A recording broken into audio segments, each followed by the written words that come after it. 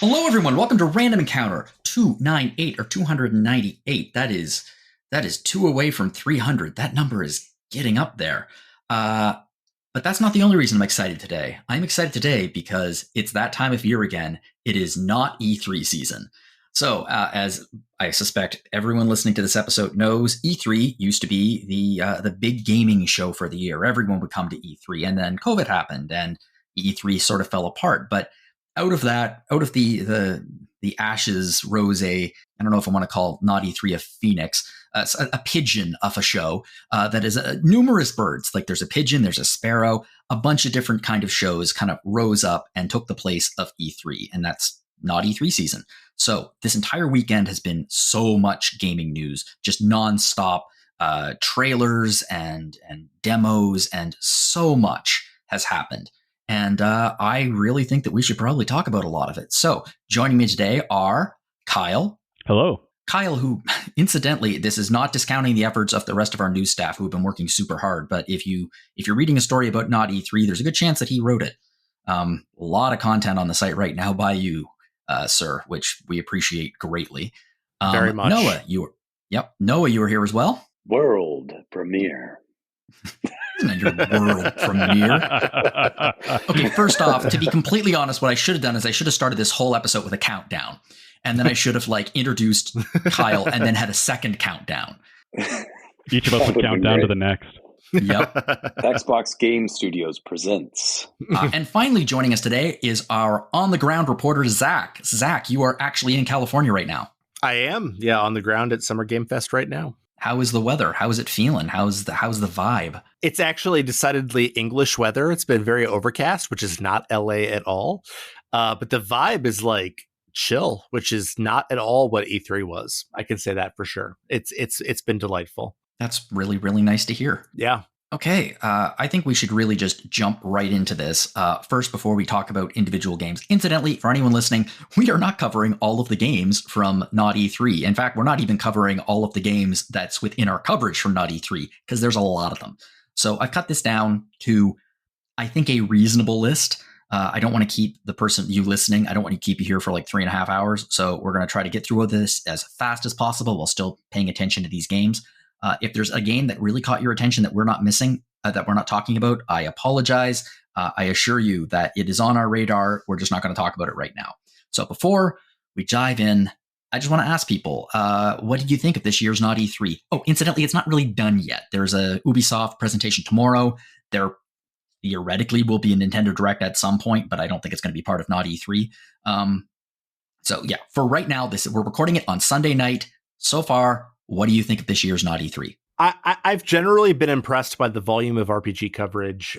It's interesting because I thought that the main show, Summer Game Fest, was a little bit underwhelming, and I was sitting in an uncomfortable seat for it, so maybe that was part of it.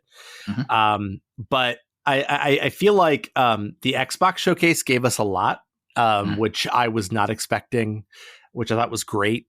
So overall, I have been, I'll say, whelmed by it. Not overwhelmed or underwhelmed by it. I thought that overall it was good. Not as much presence from as the JRPG giants that maybe we have gotten in the past at events like this, but Nintendo Direct is still going to happen, so we'll see. But yeah, I think it's been all right. Yeah, I feel like whelmed could be the title of this year's sorry, not E3, but Summer Games season. I feel like it's low hype season, which I sort of love. There's no GTA 6 sort of hanging over our shoulders as the great thing that nobody has heard of existing yet. Mm-hmm. There's not a whole lot of really huge names popping around that everybody really wants to see a trailer for. I feel like it's a lot of mid-level game studios games, a lot of indie stuff, which really excites me a lot. But it's made it more of a chill vibe, which I think is great for a summer game season.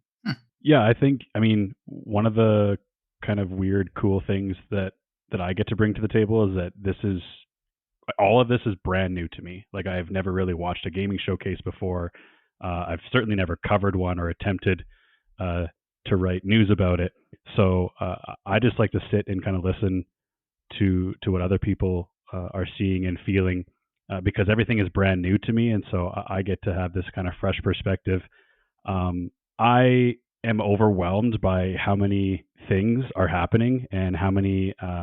I think the indie shout out by Noah is really really felt in yesterday's coverage for sure. Like that kind of how many times did we hear cozy yesterday, Jono? On the wholesome direct is a whole thing that I tremendously appreciate, but by the end of it, I feel like I'm being smothered by a duvet. So a very like, cozy duvet. Yeah, I personally feel overwhelmed, but I can understand why someone like Zach or Noah maybe is in the whelmed category. But I also am somebody who like had to go for a walk with my hands in the air when the Dragon Age trailer hit today, because that's not really something that I was expecting. And even though I was trying to be rational and reasonable with my fandom, all of that went way out the window as soon as Bianca fired an arrow. So yeah, I feel overwhelmed and happy to celebrate everything, and just really kind of excited to be here and listen to you guys talk about it and contribute what I can. My takeaway for this Not-E3 season has been, I think whelmed is a good choice. I think you're 100% on the mark there with Summer Games Fest. It was Summer Game Fest. It was fine. Nothing really caught my attention. And there have been some announcements which really grabbed my attention. I thought, oh, this looks really, really cool. But for the most part, it's been a bit of it's been a year of nothing huge. I'm not going to lie. I think a big part of that is the fact that Nintendo Direct, there wasn't a Nintendo Direct. There's Nintendo, even Nintendo's underwhelming directs usually bring a certain sparkle to the proceedings. And I feel like that's been missing. So maybe we'll get that in a few weeks. Yeah. Okay, well, let's dive into the actual shows. Incidentally, I realized, I'm looking at my show notes now, I forgot a very important show, which was happened a few days ago, quite a few days ago now, which was technically the State of Play, PlayStation State of Play. It happened on the May 30th. So it's technically part of this, but it's a little bit in the past, and it doesn't really matter because, to be frank, there wasn't that much news for us anyway, at least not new news. God of War Ragnarok's coming to PC. Apparently, Sony desperately wants some of that Guardians of the Galaxy money combined with Concord, I guess, which did nothing for me, and I don't think did a lot for anybody else either. The only news from this that I just lost my shit at, which has nothing to do with us at RPG Fan, was Astrobot. They're actually releasing a full-scale Astro's Playroom game, and I thought Astro's Playroom was one of the best things on the PlayStation 5. Still is one of the best things on the PlayStation 5. It's still the thing that uses the controller the best. The haptics. Yeah, so yeah, not in our coverage, but very cool. Yeah, I mean, when I played it, I was like, wow, this is the first time I've played I know there are brilliant 3D platformers, but I was playing this, I was like, I'm almost as engaged playing this as I am Mario, and it's technically a tech demo. That's impressive. I would say it's arguably, of that showcase, the most legible game too.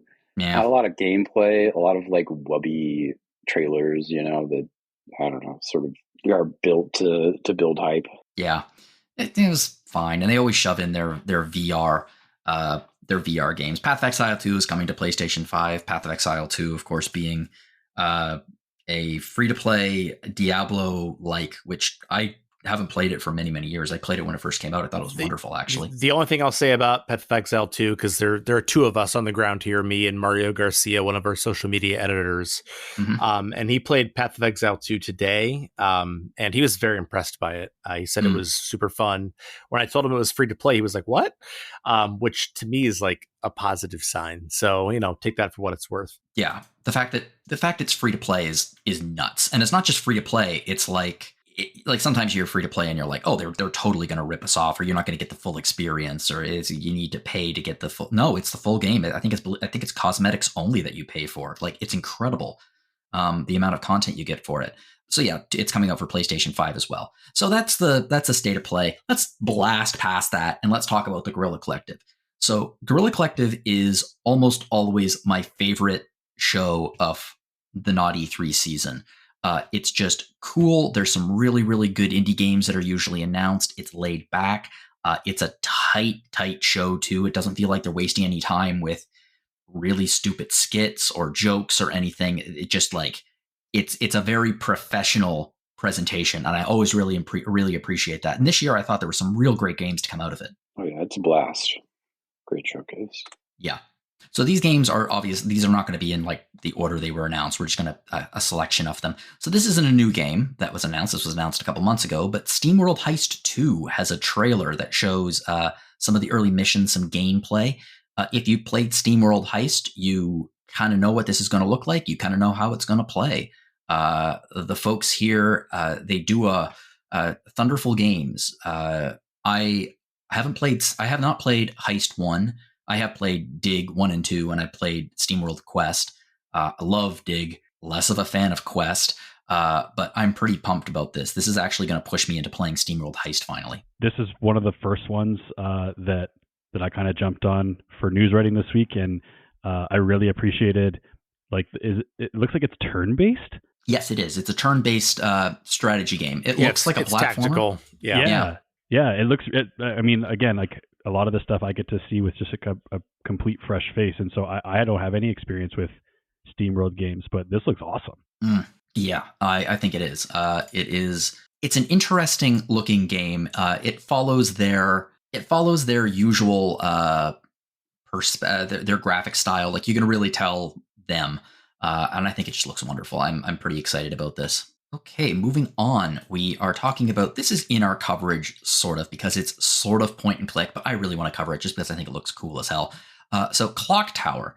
Clock Tower is a survival horror point and click adventure game that came out in 1995. And it was for the Super Nintendo, technically the Super Famicom. And it was arguably, it's one of the, this is way before Resident Evil, and it's a fascinating game, but it's kind of been forgotten over the years. And Way Forward, who I can't think of a developer who I am more thankful for than I am Way Forward. They just do such crazy stuff, and they are doing Clock Tower Rewind, which is a re-release of this particular game, and it's going to have new animated sections. It looks really good. I'm pretty excited to play this, to be honest. Yeah, this one looks awesome. When I saw that they did this trailer, I was like, oh man, what a weird choice of game to remake. One of those like hidden influential games I feel like developers talk about as being a thing that influenced their horror game. Yes. So it's really cool to see that this one's getting not really a remake. When they talked about it, when the developers talked about it, they said that they really wanted to keep it sort of true to the original. But yeah, no, it looks beautiful. So I'm excited for this one. Yeah, what they're adding to it is a rewind function because it's a survival horror and you can die very, very easily in it. So I think the rewind function is actually going to greatly improve playability, and it's a great quality of life feature. Yeah, man, if only those original Resident Evil games, they've all been remade now. If only they had a rewind function, that would greatly, I mean, especially the tank controls ones. Be beautiful. Yeah. I think it's pretty good looking. I mean, I always thought it was a good looking 16-bit game anyway, but the new cutscenes are just gorgeous. I think I'm hoping that this is going to be a quiet hit, because this is a series that's been gone for many years. And I think there's a good chance it might come back. So we'll see. Okay, next up we have Nights in Tight Spaces, which, ignoring the ridiculous level of suggestiveness in that title, it is a fantastic looking game which has a lot of, how could I describe it? Almost like a sketch style. It looks like someone was sketching and like to have a finished piece, and they never quite finished. It's a very hand-drawn kind of looking game. I feel like it has like like a board game thing going with it, where each of the characters is a single color, like monocolored, because in like older board games you would have like the one color piece. Like maybe that's what I don't know, maybe that's not what they're going for, but that's kind of what I got out of it. Yeah, it's a deck builder. and a traditional RPG as well, turn-based. So very, very clearly in our coverage. I really look forward to seeing more about this. That's one of the things about Not-E3 is that there's so much, and you get hit with a trailer, and then it's just on to the next thing. And you kind of see things again like a few months later, and you're like, oh yeah, that game, when a new trailer comes out. And that's one of the nice things. It just gives you a taste of everything, and you can kind of remember it later, I guess. I expect most of these will just be fever dreams for me as I go throughout the rest of the year. I really, like you said, kind of so many jokes could be said here for Nights in Tight Spaces, but ultimately for me, one of the things that bum me out is I'm just not a PC gamer. Mm-hmm. I just kind of have like a personal line there for work and play. And so when I saw that this was kind of exclusive to Steam for the moment, I got bummed out. But I really like the idea, like, the deck building, the tactical, in on that. Yeah, I'm very hopeful about this game. I think that it could be something kind of neat. Up next is Demon School. Now, we got quite a few looks at Demon School in this presentation, but one of the things that we also got was a few days ago, actually, was a preview of the demo. So Alex wrote that. It's on the site right now. It'll be in the show notes. And it's kind of like it sort of looks like I know Persona technically was on the 32-bit system. It kind of looks a bit like a 16-bit Persona, really following up on that idea of high school.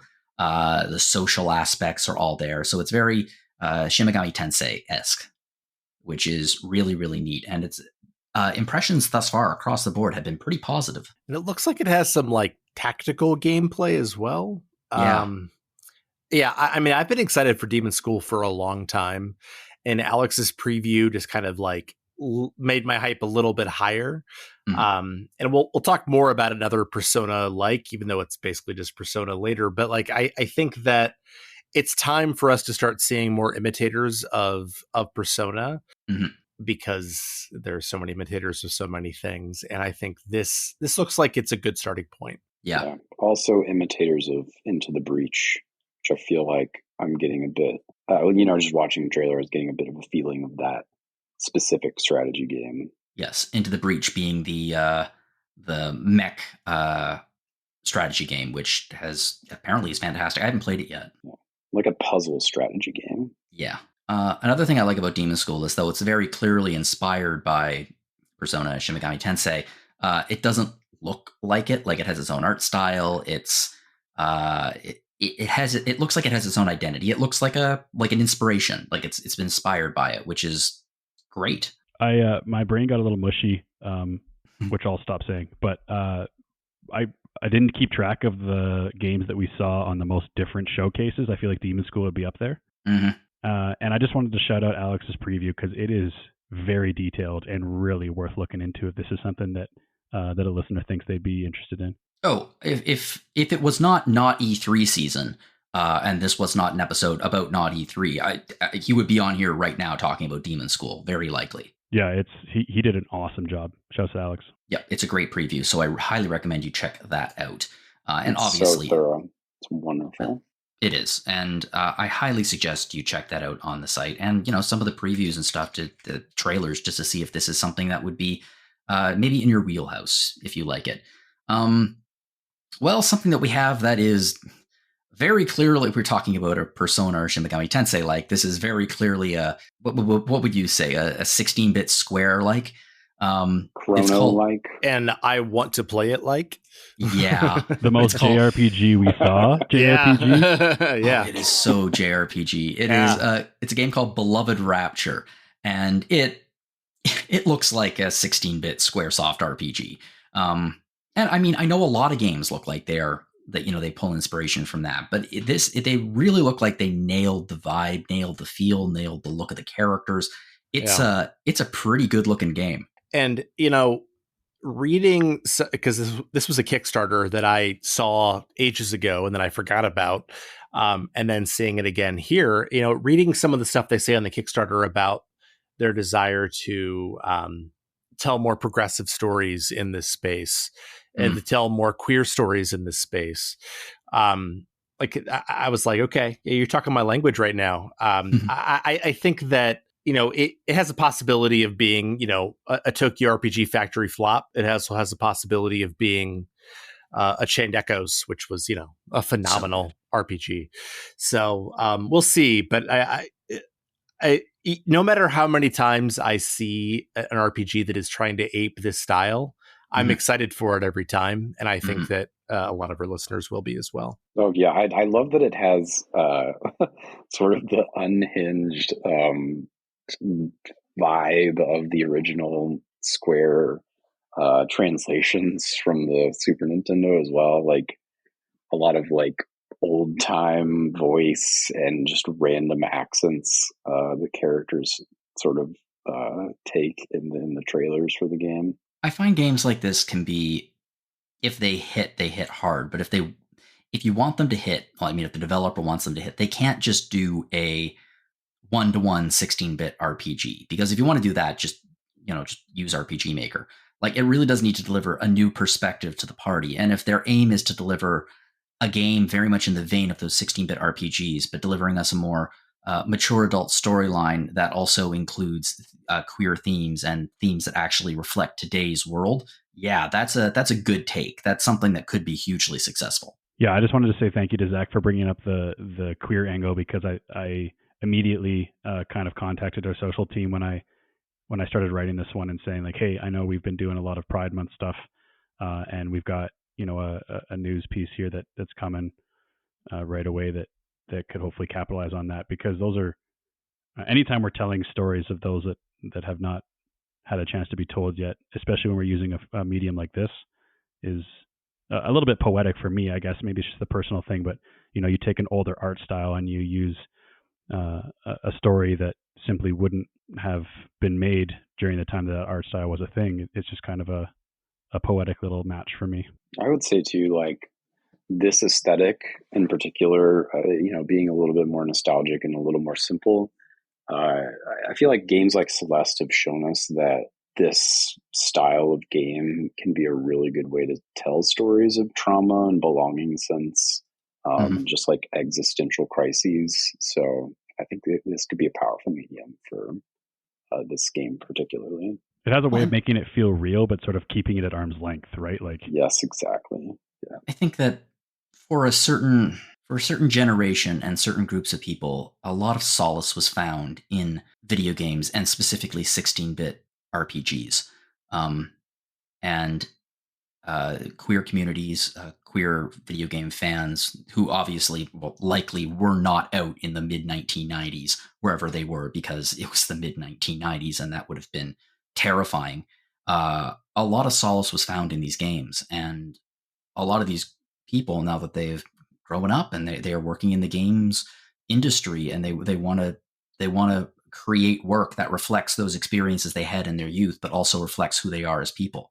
And to me, that is a mix for some very personal storytelling that reflects experiences and games that I've had in my youth. And that's something I think I can be really excited about. I think talking about personal storytelling as opposed to not personal storytelling, I think is what is the key difference between the 16-bit wannabes that want to be and the 16 bits that are doing something real. You think about something like Chained Echoes as clearly a story that dude wanted to tell.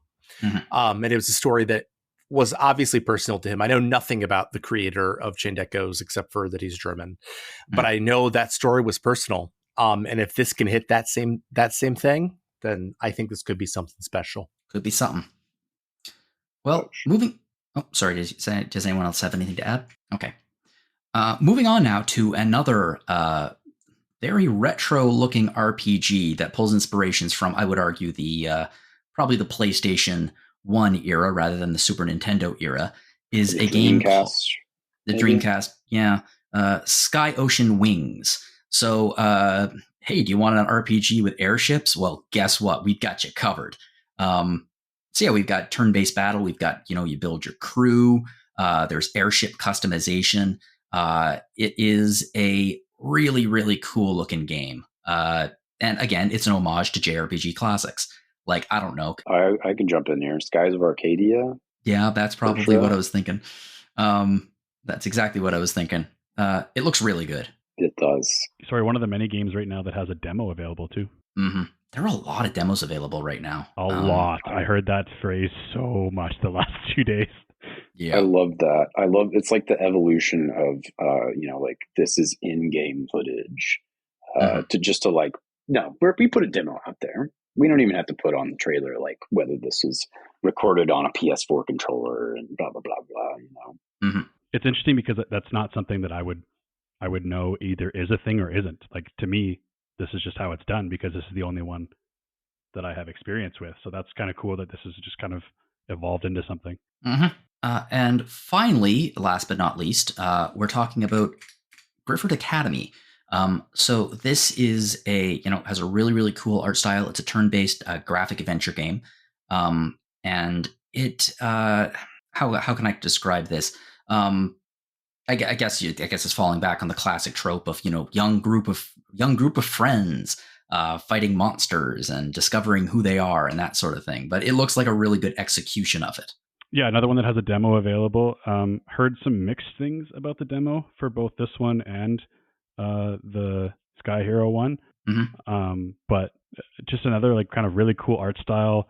The lead character is wielding a hockey stick, which I thought was just a chef's kiss of a touch. Because like it's a very Kyle touch, yeah. Yeah, I mean, I'm not a hockey fan, even though I sort of grew up in an area where I'm supposed to be. But it is for me, it was just like, is that a hockey stick? How cool is that? Yeah. A hockey stick is a representation of, in my mind, Canadian culture, even though I am not a hockey fan. So if I see a hockey stick, I'm like, yeah, Canada, woo! Preach. Yeah.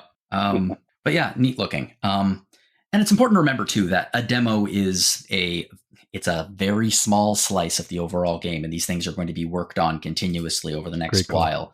But it's a good looking game, has a great looking art style to it. So yeah, I would possibly check that out. So that was the Guerrilla Collective. I thought it was a really, really good presentation. And as always, the Guerrilla Collective did a masterful job of kicking everything off. And boy, oh boy, it was kicking a lot off.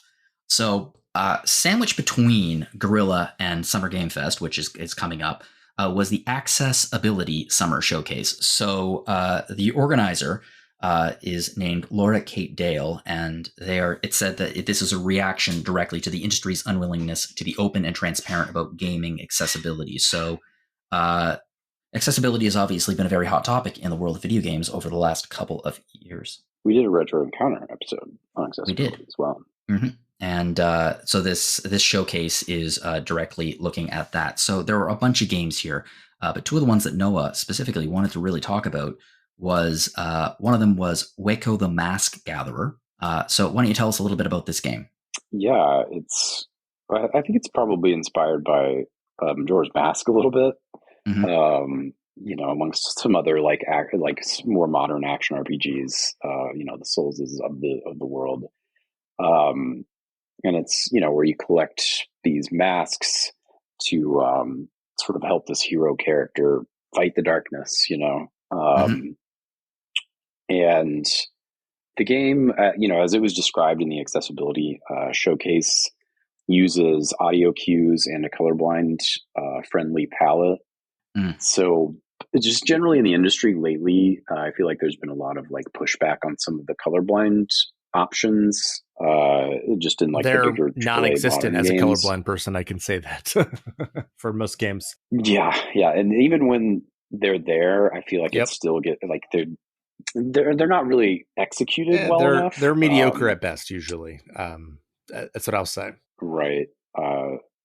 Yes. So I feel like Waco. I'm hoping I'm saying that right. It's doing a really good job of having a really clean and clear visual palette, while also, being able to be seen by a larger number of people, which I think is really cool and really interesting. So that was one that excited me a lot from that showcase. And there is a demo available for it right now on Steam. Yes. And another game that we were looking at was called Videoverse. So it's a narrative adventure game, so very much in our coverage. And Noah, what about this one? Yeah, I love this the sort of like hypertext narrative games. It reminds me of those, I don't know, like Cartoon Network or Flash games of the sort of hypertext, Web 1.0 or early 2.0 era, where you just have like these big blocks of texts and widgets, and like a single color, like it's all blue or it's all like yellow or whatever. So I think the game just looks really beautiful if you have any sort of nostalgia for just like older websites and also older like gadgets and gizmos. There's, really DS inspired object that was highlighted, on the game trailer. There's a website. You know what it kind of looks like to me? It kind of looks like the portable PlayStation. Like they released a portable PlayStation that had like you could open it up and it would have like a. You're talking about the PS1, the PS1 or whatever, like that had the UFO like flip up thing. Yeah, that's what it reminds me of. Yeah. Oh, I get that for sure. I see that for sure. Does this say feudal fantasy community? Yes, Am I watching the right trailer? This. What is happening here? Yes, yeah, no. It reminds me of like there was a podcast from the Video Game History Foundation about Final Fantasy V having websites where people would like do the fan translations and like work through that. And this reminds me of that so much. And I love that. And the reason why it was in the Accessibility Summer Showcase specifically is that there are many accessibility features in it, including things like the ability to use multiple different controller types. According to this, very simple controls with audio cues. There are no strobe effects, which is always helpful, and a few other things too. So it's not just the content of the game; it's also what the game is putting out there in terms of how to play it. RimPie makes it really easy to implement these things as well, which is the engine they use. I've made a couple of dating sim light games in RimPie, and yeah, it makes these games that are like casual in nature, like really easy to code accessibility features into, which I love. Nice. Clearly, there were a lot more games announced for this. Some of them in our coverage, some of them not. But this would be a show that I'm not going to lie was under the radar for me, and which is very much worth a watch because all of these shows are still available to watch on YouTube. If you want to catch up with them and check out some of these games and trailers and things like that, you should absolutely do so. Okay. We are going to go on now to what is arguably the main show of the weekend, but I'm not going to lie, didn't really feel like it this year, though there was some good stuff in it. Overshadowed by Xbox Showcase, not going to lie. Utterly overshadowed. But okay, so it opened, this is the Summer Game Fest, Jeff Fest, and it opened with... It opened with... yes. Okay, look, I am not someone who hates Jeff Keighley. I'm not at all. I think the man does extremely good work. He's been a bit of a punching bag online, it seems, and I think that everyone's always a punching bag online. Yeah, I know. So I will say that this had the weirdest trailer I think I've ever seen. So it opens up with a Lego trailer and a guy in a hot dog costume. And I'm like, oh, okay, so it's going to be a Lego game. And then it turns into the Horizon Lego game. It's Lego Horizon Adventures. So this is set in the same universe as Horizon Zero Dawn and Horizon Forbidden West. And it's starring Aloy. And it is a full-fledged Lego game set in this universe. And I am baffled by this trailer. Utterly baffled. First off, I don't recall Aloy. I don't recall hot dogs playing a major role in the Horizon mythos. So I'm not entirely certain why the hell this guy is here. I don't think you got it. Maybe you just didn't get it. Yeah. Also, Aloy is notoriously not the most chatty person in the world. And this version of Aloy is chipper as hell. We're talking like Saturday morning cartoon version of Aloy here. I just want to see the market research that led them to this, because it's like full circle. They've gone like, Lego. We're getting into video games like mid '90s, and they're like, you know what, screw it. We're gonna do licensed movie properties, and they're like, you know what's licensed as well? video game properties. Why don't we do licensed video game properties in a video game? The only thing I can think of is that the tall neck Lego set was such a success that they were like, "Hell's yeah!" I mean, to be fair, it's a pretty cool Lego set. True. I don't understand the game though, because just the tone of it, the hot dog guy, which is weird enough, Aloy being really chatty and like upbeat and like happy and peppy all the time, and also, okay, this is just looking at it. Maybe I missed something, but like the point of the Horizon games is to be very surgical in taking out various pieces of the machines apart to be able to defeat them, and then you can collect those pieces up off the ground and use them as collectibles or to build things. And when I first heard about this, I was like, oh, that's a natural fit for Lego. Like they're built out of Lego. Knocking off various pieces would be a logical gameplay mechanic, but it doesn't look like they're doing that. It just looks like they're kind of going for the standard Lego gameplay. I don't know why this exists. We're going to cover it because it's Horizon, but I don't know why this exists. All I know is that I'm going to very much appreciate making Caitlin review this game. Please do. Caitlin, guess what? I don't know if you made a wish on a monkey's paw lately, but guess what?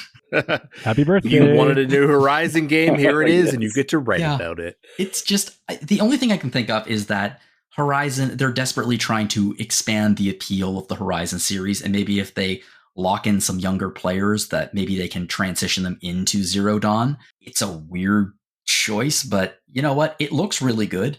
I mean, it's a Lego game. If you've seen a Lego game, it looks like a Lego game, and it's a natural, the jumping to the various types of machines, jumping to building with Lego is a natural fit. And the machine designs look awesome. But again, I don't understand why you would make this game if you're not going to translate the tone and you're not going to translate the gameplay. It just feels like a Lego game. Lego could definitely use a strong female protagonist, so like there's that positive, right? Because they just don't have any, from what I know of. But that doesn't mean that it can't also be weird. True. I will say everything is awesome. Yeah, everything is awesome in the post-apocalyptic world of Horizon. I don't know. I really do feel it's just very strange to me. Why would you do this if you're not going to make a Horizon game? If you're not going to get that tone, and why would you put the hot dog guy in? It doesn't make any sense. Anyway, okay, let's move on to something that theoretically does make sense, and we actually have some inside info on it, which is Metaphor Refantasio. This is from Atlas and Studio Zero, and this is very hotly anticipated, and we have someone here who's actually played it. Zach, why don't you tell us a little bit about this? I don't know, 2 hours ago, as of this recording, I played about 45 minutes of Metaphor. And I said this to everyone who was sitting around me. I think this is going to be my new favorite Persona game, even though it's not a Persona game. It's like sort of Persona meets the Middle Ages in terms of tone and style. But it's a marriage that makes total sense almost immediately, even though it doesn't seem like it should. So I got to do a tutorial area, which was just sort of like learning the game. And so much of it is like taking that like advantage feature that you have in Persona 5 and kind of like upping it to the max, like making it much more important, like you going up to an enemy and hitting it first. And it's like sort of like got a little action gameplay element to it. But the turn-based combat is the thing that I had the most sort of opportunity to play around with. And it feels really good. Like weaknesses are still there, but not in the same way that they are in proper Persona. It's not going to knock an enemy down, but it's still important.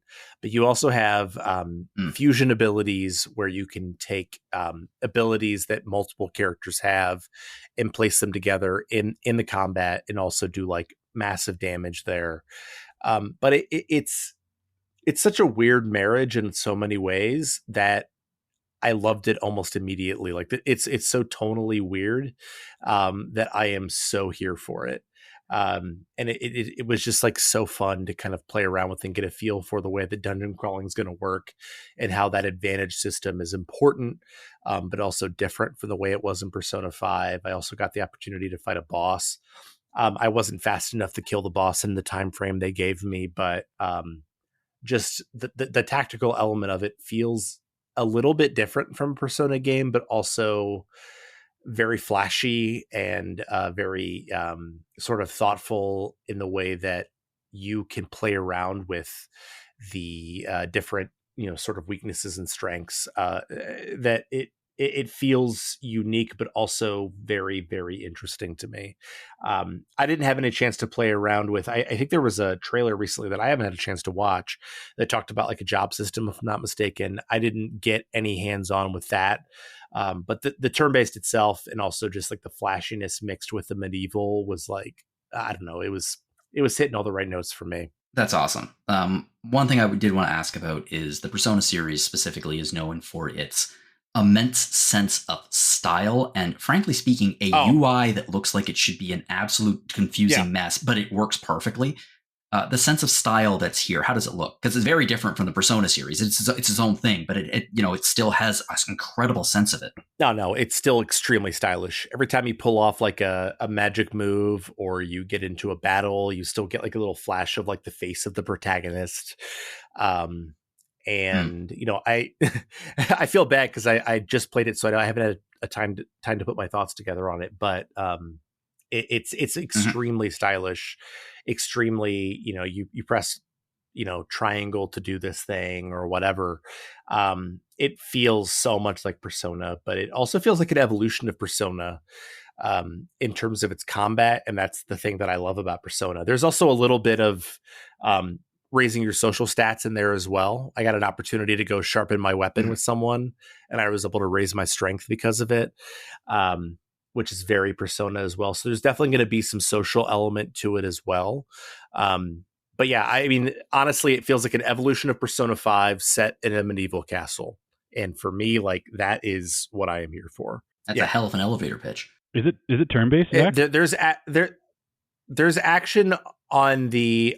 So you like it's sort of action based on the field where you can like eliminate weaker enemies, or you can get an advantage on enemies by hitting them first, like you could in Persona 5. But if it's an enemy that is basically on your level, at least this is my impression, you can hit them first and you'll get an advantage on them, but you'll still have to go into turn-based combat with them. But you can like combo, right? I mean, that's sort of what you can hit them multiple times, but my impression, at least, was it was really based on how powerful the enemy is that you're hitting. If you're hitting the enemy that is very lower level than you, then they'll just go away, and you'll defeat them.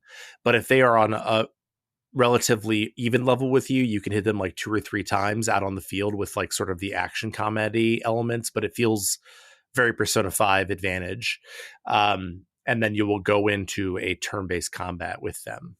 So if you're like mashing the button, it'll just, after enough, it'll eventually say like, do you want to, I can't remember the word they used for it because I had to watch the B-roll again, but it'll basically put up like, hey, with the Y button, because I was using an Xbox controller, do you want to go into tactical combat with them, which essentially is just turn-based combat.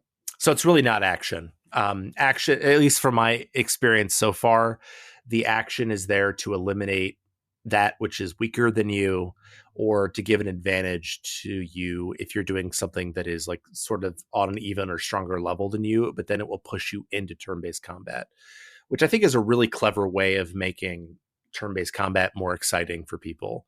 I had a huge smile just plastered on my face as I was playing it, and so I think it's really cool so far. And this looks like a game. I have not played a Persona game. I've been always meaning to play a Persona game, and the fact that there is this game, which is unrelated to the Persona series, it could be a good jumping on point for folks who are looking for an opportunity to get into Atlas video games, but are looking in like, wow, that's 5. Okay, then there's there's also 5 Shin Megami Tensei.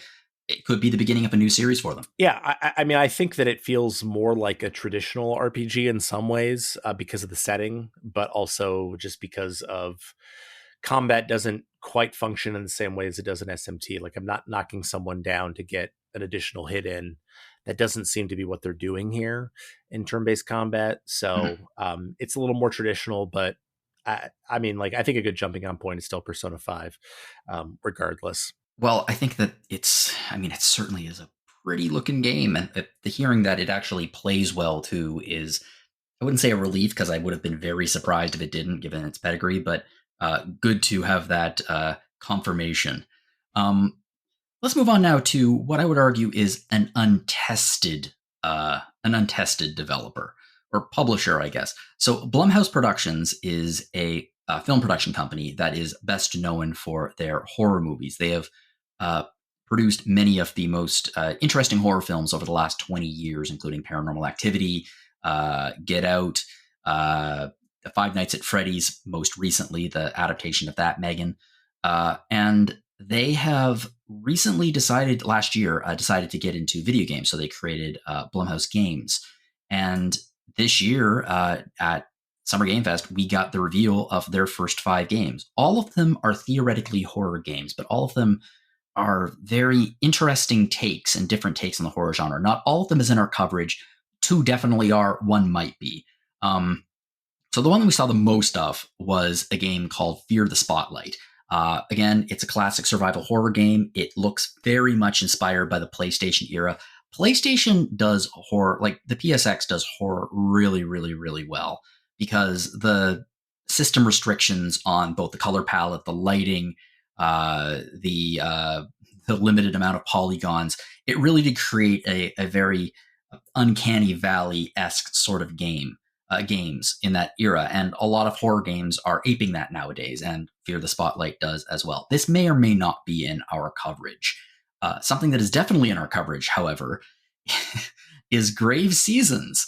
So this is a Stardew Valley Harvest Moon-esque farming sim that looks like it fits perfectly into it would be a perfect fit for wholesome direct, except that there is murder. There is murder in this lovely little farming community, and it looks really, really cool. It looks like a 32-bit game, but murder in Stardew Valley, that is a pretty good pitch. I agree. I'm inclined to agree.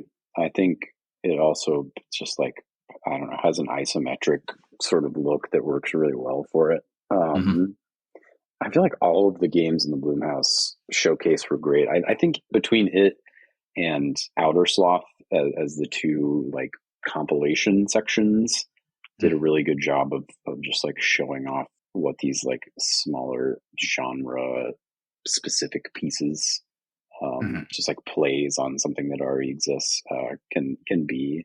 Also, not to bring up the elephant in the Summer Games Fest room, but it costs $250,000 for 1 minute of the showcase time.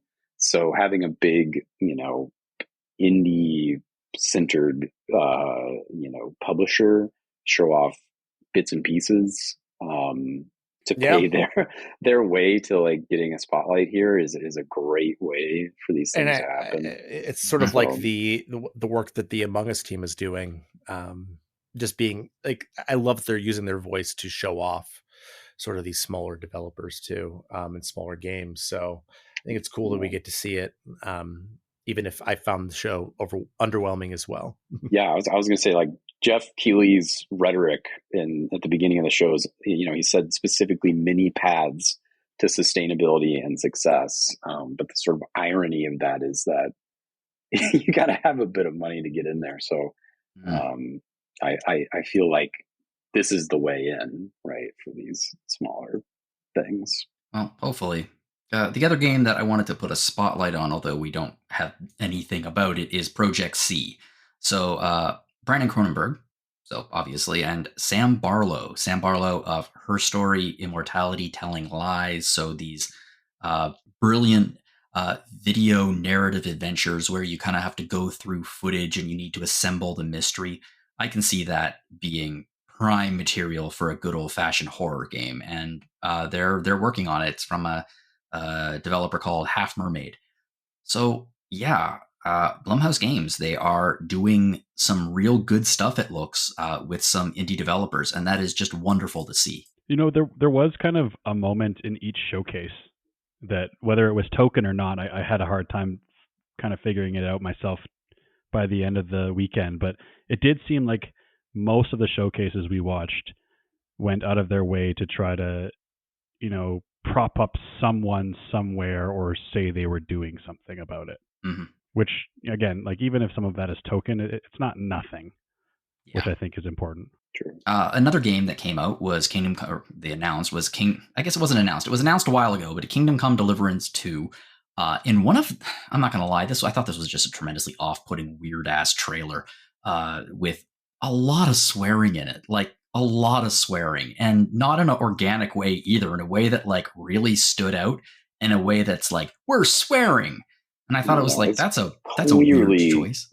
Game of Thrones, just like the DNA all over that. Yeah, we get it. You're grimy old England. We get it. Yeah, I mean, there's already DNA all over Game of Thrones, but this seems That's to the be line of the show. I want you to know that.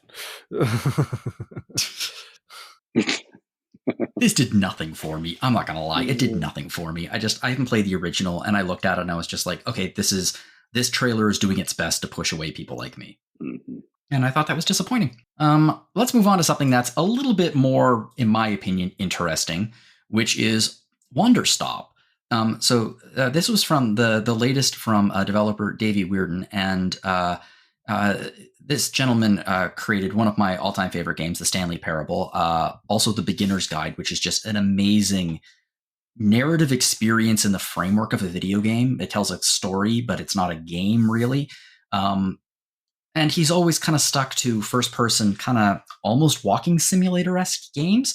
And this thing opens up, and it looks like a cozy, delightful, cozy game that's set in a tea shop. And the art style is very, well, cozy. And in the trailer, things kind of keep shifting in a weird way. So there's clearly a lot more that's going on here, especially because, who created it. I'm very intrigued by this. I want to know more about it. I think they're probably going to keep it under the radar for a while.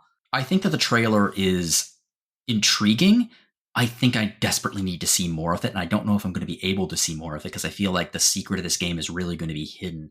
I wonder if it's going to be like deep in the third act, or like deep into the game and shows up in the third act, right? Like it just has a super unhinged back 20 hours, Yeah. I mean, based on the developer themselves, like I'm interested. Stanley Parable is doing some super interesting things that is my students talk about it all the time. So like it cuts through in a way that I think is important. And so I'm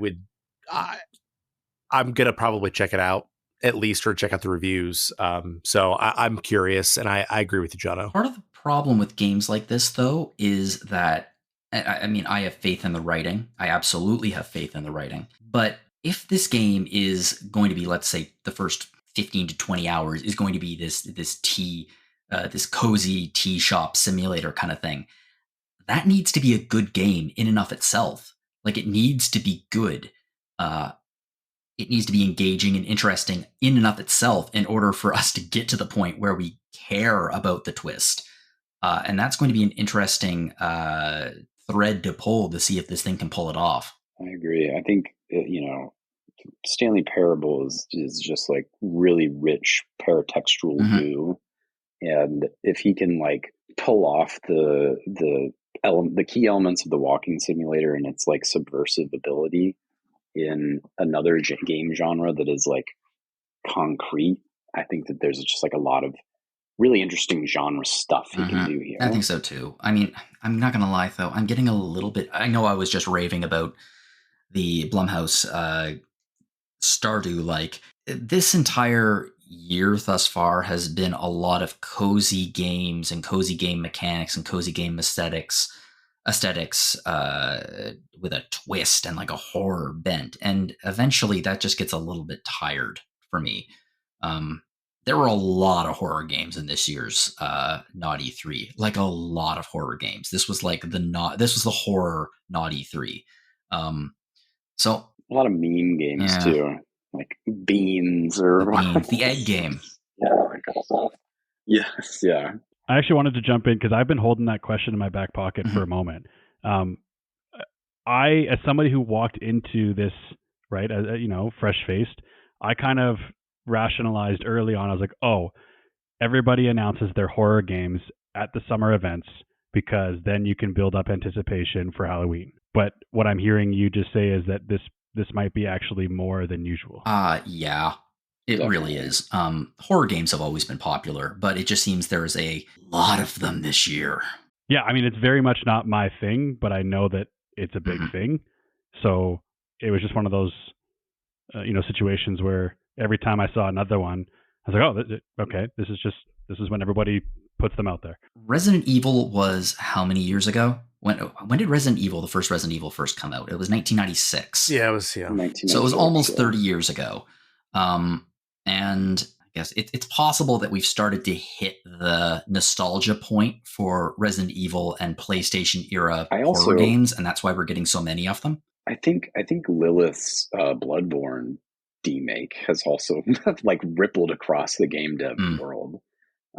I feel like it's influencing a lot of developers to go for this PS1 sort of Nightmare Creature style. I have a question for everyone that's related to this, just because we're talking about the nostalgia thing, which is we can see the nostalgia wave continuing, and it started out with 8-bit likes, like games that used 8-bit style graphics, and then we moved into the 16-bit era, and then now we're in the 32-bit era with polygons, and using polygons in a very interesting way, and like games that look like throwbacks to the pre-rendered backgrounds of the PlayStation and Nintendo 64 and Saturn era. My question is, what happens to nostalgia after this? Because once we hit the PlayStation 2 era, games look pretty good. It'll just cycle back on itself. Like it always does. It has to, because like by the PlayStation 2 era, like Final Fantasy X still looks good. Like it doesn't look amazing, but you could play Final Fantasy X and be like, oh, this looks like a good game. By the PlayStation 2 era, games had reached the point where the charming retro aesthetic started to just go away, and games started to look like, well, games as they exist nowadays. So I really do wonder where that nostalgia drive is going to go in the next 6 years or so. We did get 2 video games in this summer game season, Stay With Me and Building Relationships, that both have really heavily PS2 and GameCube inspired aesthetics. So, and we also just talked about the sort of Dreamcast inspired Sky RPG game earlier. So I think we might already be there. I think that the most identifiable thing is in about 5 to 6 years, just every game is just going to have a mud filter over top of it. It's just going to be brown. Oh my God. We can't get to the PS3 era. We'll just skip over that one. Yeah, just going to be Xbox. It's just going to be brown. Everything is just brown. Okay, I got off topic there. Let's move on now to Monster Hunter Wilds. So again, this is new Monster Hunter game. This was announced a while ago, but this is some of the first opportunity we got to see some extensive footage from it. No Solosi's excited about it. This isn't due out until 2025, so there's lots of time left for this thing to cook. But it already looks pretty tasty. So I can say that I saw footage from it today, a lot of it. I can't say anything about it because it's still embargoed. But they said you're allowed to say you saw it and you're excited. And I will say I saw it and I'm excited. Yeah, I can't say much more than that. It seems like the positive evolution towards what a lot of popular maybe Souls or Zelda franchises are doing to the Monster Hunter formula. And I have never played a Monster Hunter game before. And what I will say independently is that I will be purchasing Monster Hunter Wilds on day one because it looks, even from what we've seen publicly, fantastic. So yeah, that's what I can say. I think it's going to be another evolution that will move the Monster Hunter ball forward from being the niche genre that it was 10 years ago to being something more mainstream today. Okay, well, I mean, obviously we have some big Monster Hunter fans here at the site, so I know a lot of people are really anticipating this thing. So just seeing new footage of it and seeing, it looks like it's coming along really quite nice is great. And that brings us to the end of the Summer Game Fest. Zach, you were in the room. What was it like? It was interesting to get reactions. So like they announced the new Batman game, and everyone was like, "Oh yeah!" And they said it was VR, and they were like, "Oh!" You could hear the whole audience go, "Oh!" So it wasn't. It wasn't as like it was like 6,000 people in the room, and it was crowded. But it wasn't necessarily that much more exciting than just watching it on my phone at home. But it was interesting to hear the reactions of the audience, and there weren't a lot of big reactions this year. Is the thing I will say. It was the biggest reactions I heard were disappointment, because and Jeff Keighley tried to warn us that it wasn't going to be like a big announced show, and he was right. And you could feel that in the room, and I felt it too. It was 2 hours just in a dark auditorium seeing trailers for games that I didn't really care about. I feel badly for the developers of the new Batman game. Oh, me too. Because they, even ignoring the VR, like, oh, what a bad hand they have been given. Like, Suicide Squad Kill the Justice League has poisoned the Arkham water to the point where people are reassessing the original trilogy, which is, to this day, one of the greatest video game trilogies of all time. They're amazing games.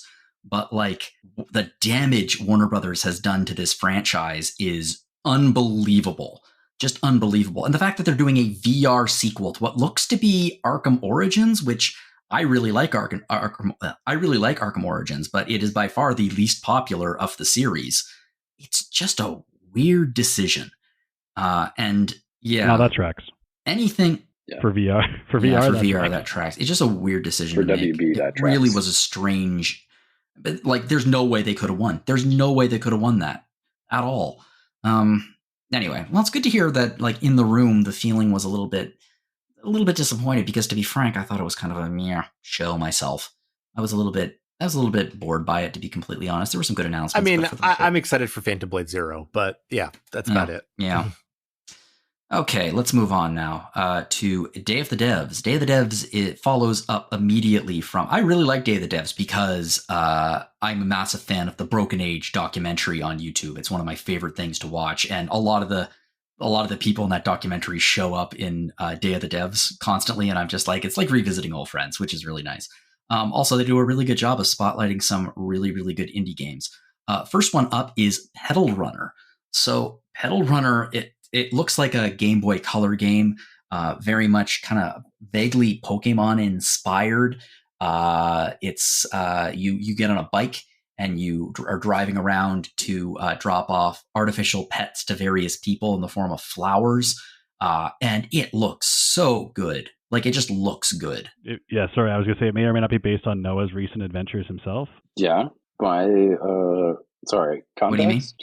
I don't know what you're talking about. Oh, weren't you saying that you were, like, running all over the eastern part of the United States? Just yes, weddings here and parties there. Oh, I've been everywhere, man. Like the Johnny Cash song. Yeah, this game really is like a sledgehammer into my nostalgia.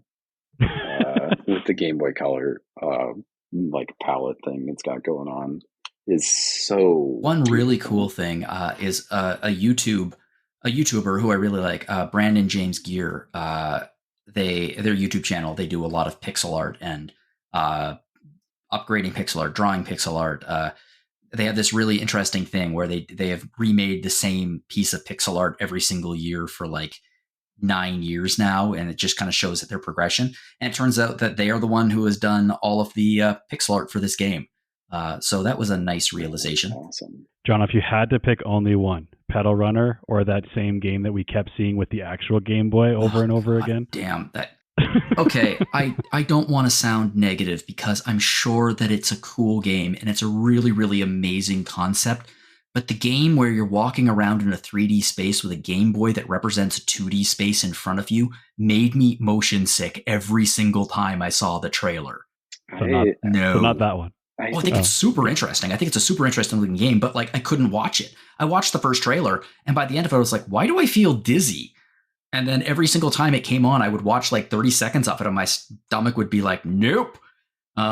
So, I mean, great idea, but it's going to be really hard for people not to get motion sick while playing it. It's the equivalent of playing a Game Boy inside a car when you were a kid. Yeah, or just playing the Wii U. Oh, God. Catching bodies. Okay. Well, I think Pedal Runner is a very pretty looking game. I got to bring up the next game, though, not because it has, I don't think it may be in our coverage. It may not be in our coverage. I do not know. But it is one of the best concepts I've heard for quite some time. And it's called UFO 50. So this is a game that is a collection of 50 different retro style games that look like they are on the Nintendo Entertainment System. Derek Yu, the creator of Splunky, is one of the indie devs who was working on this. And these are, like, as was said in the trailer, these are not mini games. Like, every single one of these 50 games is a complete game. It's like one of those, I don't know, back when I was a kid. Like the card game thing, you know, or they have like 50 card games. Well, back in the day, there would not be 50 card games. There would be a Nintendo cartridge, and it would have like 150 games in one. And they would all be like bad hacks of Super Mario Brothers or something like that. But like, this kind of reminds me of that. It also reminds me of a DS game called Retro Gaming Challenge that had a selection of different games, including one full-fledged NES-style RPG on it. So this could be in our coverage. Like, some of these games very much could be in our RPG fan adventure game-esque coverage. I don't know yet, but it's the coolest damn thing I've seen for quite some time. So I wanted to put a spotlight on it. Fun fact, it was originally released, or like the first teaser was 2017. I mean, it would take time to do 50 full-fledged, even 8-bit style games. That takes quite a while, especially to get that level of polish on them. I'm pretty excited about it. Next up is Psychorama, which is a fascinating looking point-and-click adventure game, Canadian developer.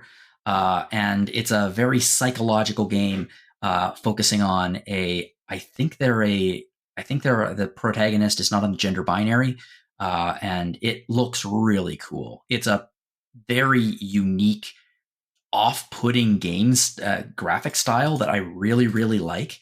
And I think I'm just going to be a big fan of playing this thing. It looks like it was ripped right off of stills from I Have No Mouth and I Must Scream from like 1995. Which is also an adventure game, as well as a short story and various other things. Yeah. God, that is such a deep cut. Sorry. It was remade recently. So good. It's not that deep. It's not a deep cut. It's a cut. It's a cut into existential horror, and it looks like there's a lot of it here, and I'm pretty excited about it because it looks really cool. Another adventure game that was announced is called Afterlove EP. And the reason why I wanted to talk about this one is simply because it's from the makers of Coffee Talk. And is his name Fahmy Hasni? Yes. He was the designer of Coffee Talk. He died in 2022 tragically. And this was a game that he was working on at the time, but they followed through and they finished it up. And it looks really, really neat. It's kind of following up on some of the same types of gameplay. It's obviously not set in a coffee shop. I don't think there's a barista mini game in it, but it looks really, really neat. Great art style, fantastic music, kind of basically what you'd expect from the creator of Coffee Talk. Yeah, it does have a guitar mini game in it. Yeah. So definitely taking lots of inspiration.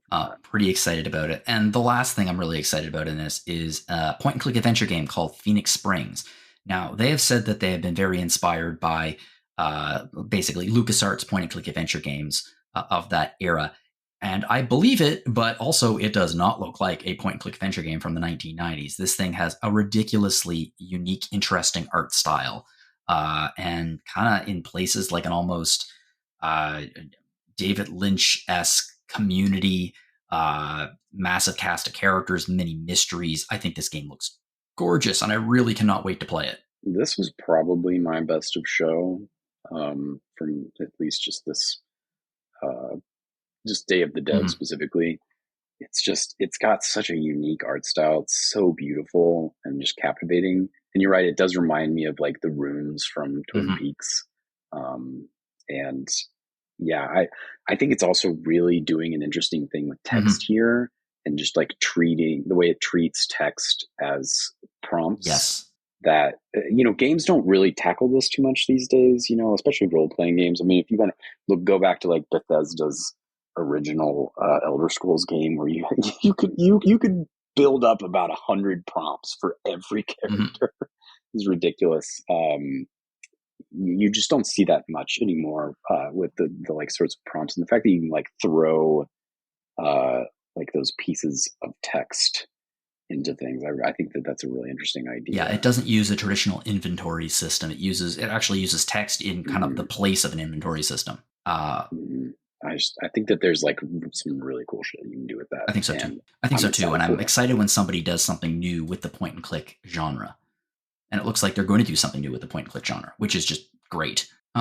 Okay, moving on now to the future of Play Direct. Now, I'm not going to lie, I kind of skipped in and out of the show. There was a lot of things in the show that we'd already seen in previous shows. But one of the things I want to talk about very briefly, because it's out already technically, is Slay the Princess, the Pristine Cut. So Slay the Princess has been out for about a year now, and they keep turning out new content for it. And it turns out that they are working on a massive new piece of content for it that's going to be coming out later this year. And I've been waiting to play this game. I've been thinking, do I want to buy it? Do I want to buy it? Do I want to buy it? Me too. And I haven't bought it because this thing's coming out and I'm just like, I want to play it so bad. It looks so good. Everything I hear about this game, about the way that it plays with narrative, and the way that it plays with the way that we think about the typical princess narratives, just sounds fascinating to me. I was on the brink of playing it like 2 months ago, probably. I think I saw it on sale or something. I was like, I got to play this. And I didn't pull the trigger. And now I'm like, all right, I'm glad I waited because I don't know. It's a game that I've been looking forward to for a long time, as in just like I wanted to play it and it was already out. And so making it better. I'm here for it. I mean, Jerry, good old Jer, reviewed it and gave it an 88. Jer loved it. So good review. That will be in the show notes. So moving on real quick. Let's take a look at the Future Games show. So we have a few games here. We have Farlands. So Farlands is, I guess the easiest way to put this would be Stardew Valley in space. And there have been a few games that have been Stardew Valley in space, but this one looks like it might have some legs under it. I wish I liked farming games. I really wish I liked farming games, but to be completely honest, they never really clicked with me. Does anyone here like farm games? And has anyone seen Farlands and thought, ooh, I want to play it? No, and I'm glad I don't, because I already have a video game that takes up enormous amounts of my time, and I don't need another one like a farming game. So, no. I agree. I only got room for one. Shout out to Mike and Tin. Yeah, I think that's the problem with any Stardew Valley is Stardew Valley has, you know what, it reminds me a lot of the whole Fortnite thing. And everyone keeps wanting to get a bite at that Fortnite cookie. They know they can't take all of it, but if they could just get like a little piece of that with that kind of, that combat and that group feel, then, that would be a massive boon for them financially. And I kind of feel that's the case with a lot of the Stardew likes. People just really hope that they will be able to create a game that pulls away just a little bit of that fanatical fan base. Fanatical for a reason. Stardew Valley has some of the best support in a video game ever. But this one does look good. Yeah, true. I almost kind of want there's like cool concepts coming from these farm sim games. Like this one, I feel like probably has some sort of random generation component or like artisanal other places that you can go that Stardew Valley just, only has so many locations. I like almost just wish it was a mod for Stardew Valley, right? Like you just add it into that game that's already really good. Because you're right, it does have such good support that, it's almost like, oh, what if Stardew Valley had this? Interesting. Well, moving on now to the second game that I want to talk about from Future Game Showcase, which is an old friend, Sacrifier. Now, funny story about Sacrifier. I was the one who actually wrote the news story about this when it first debuted back in 2021. It was at the PC Gaming Show at that point. I believe that PC Gaming Show was 9.5 hours long, but this game came out of it. And looking at the screenshots back then, it looked really, really good. It was aping the HD 2D style of graphics. And it still is, but it's looking much more polished now. And I imagine that there's a lot of RPG fans who are really looking forward to this one. This game actually looks good now. I don't know that I agree that it looked good then. I feel like it really looked a little ham-fisted and like copycat-y. Right now, it's beautiful. Yeah. It is simply gorgeous. It is mixing up sort of Suikoden and Chrono Trigger and, just the modern, Octopath Traveler games, but doing its own thing. I'm hopeful that this is going to be as good as it looks. It's been a long time in the making. I feel like some of these folks announce their games a little bit early. And by a little bit, I mean like years early. And then obviously because they're small development teams, scope creep comes in, and then it takes longer to develop, and then they lose team members, etc. And still holding out for Beyond Good and Evil 2 tomorrow. Are you kidding? Oh yeah, tomorrow. That's it's only been since 2006, and then since 2017. Oh, I'm afraid, Noah. I think Ubisoft's going to be coming up from behind you in the tall grass and stabbing you in the neck with a knife, and they're going to be putting you out of your misery tomorrow. That stupid Rayman show where they just killed her off right at the beginning. It upset me so bad. Ubisoft has their presentation tomorrow, so unfortunately we will not be talking about that. I'm assuming that there's going to be towers of some kind, and you climb the towers, and then you can see more of the map, and that's what I assume is going to be tomorrow's show. Yeah, 30 minutes of Assassin's. 30 minutes of Assassin's Creed. I've got two Sacrifier notes as someone who wrote what is not yet published, but this year's two kind of niche notes. One, Pixelated Milk are the people behind Chris Tales, which I know. I think actually with Zach. It was indeed me. You? Yeah, it was had some rough edges, but I liked it a lot. And just as a fun fact, after Jono, you did the original story. Audra did the next two on the exact same day, exactly 1 year and a game show apart. So June 11th, 2022 and 2023, Audra filed a newser on both of those on the same day in both years as like here's a new Sacrifier trailer. Ooh, I love RPG fan lore. Yeah, I petitioned Mike to schedule it for the 11th this year because it's only the 9th. I was like, don't publish this yet. That's actually pretty funny. It's I think I'm hopeful. I'm super hopeful it's going to be good because it looks really good, and it would be really nice to do this. And plus, you know what? I don't think it's going to come out next year, and I think that we need a replacement for Grand Blue Fantasy Relink for the most anticipated games segment because that was on it for almost 4 or 5 years. So it'll be on it again this year because it didn't come out, right? I don't think it came out. Does anyone remember it coming out? No, I don't. Can someone get in touch with Des and find out if it came out? Let me check on Des. Yeah, let me check on Des.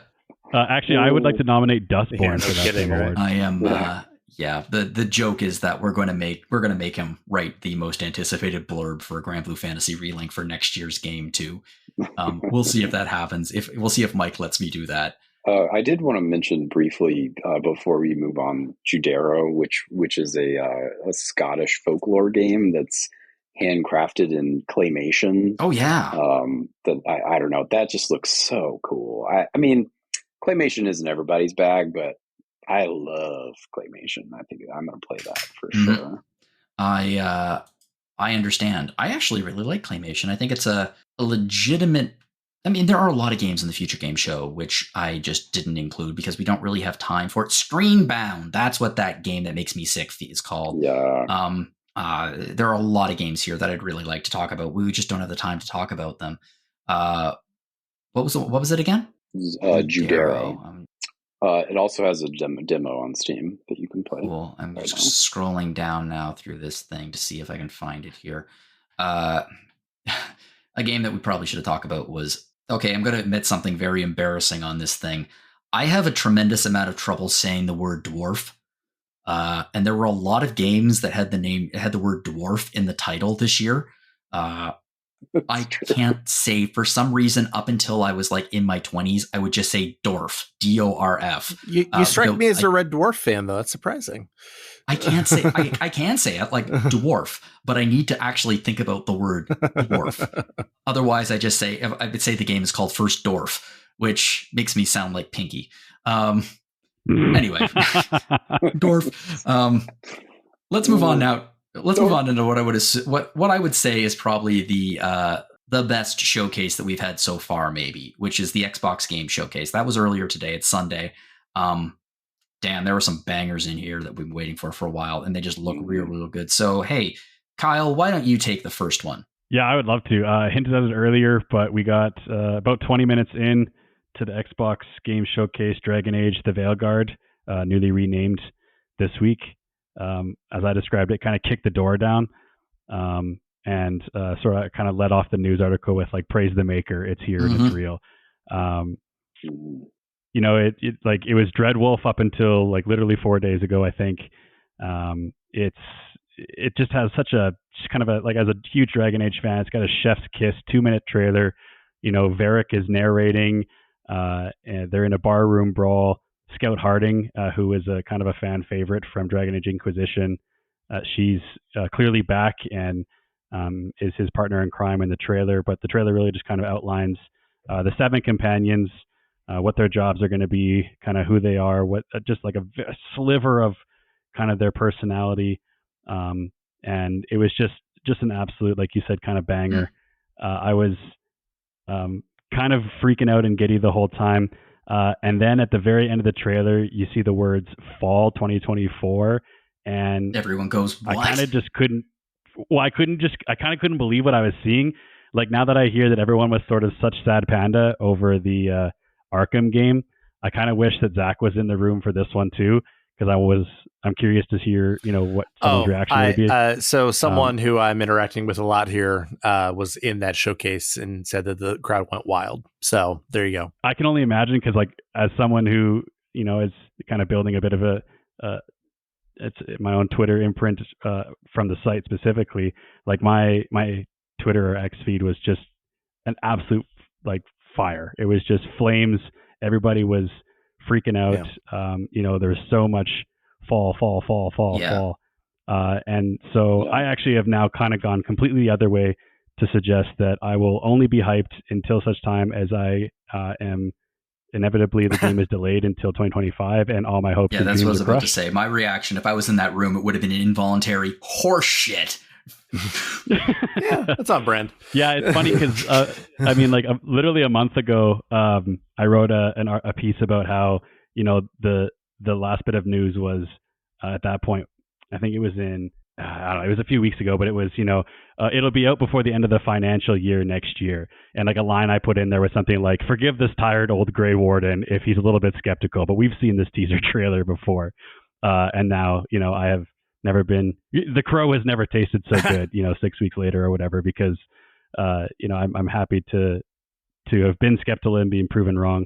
And I'm just really pumped. As a person who's never played a Dragon Age game, who maybe has seen a bit more of this game, I think you should be hyped. Yeah, I'm thrilled to hear that. I mean, one just last bit that I want to put in, and sorry, Noah, if I cut you off, Tuesday, June 11th. So hopefully the day Sacrifier piece drops.